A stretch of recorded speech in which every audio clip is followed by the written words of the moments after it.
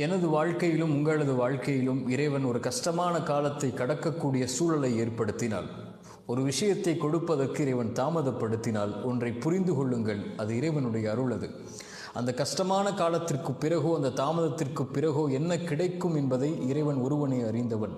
நம்மை பொறுத்தவரை காத்திருப்பு மட்டும்தான் நம்மால் முடியும். இறைவன் நோயை கொடுத்தால் தான் சுகத்தை கொடுக்க முடியும். இறைவன் கஷ்டத்தை கொடுத்தால் தான் இன்பத்தை உணர முடியும்.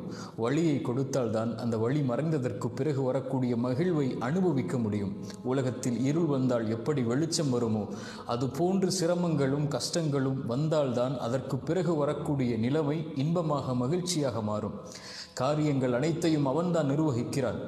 எல்லா பொருளின் மீதும் அவன்தான் ஆற்றல் உள்ளவனாக இருக்கிறான்.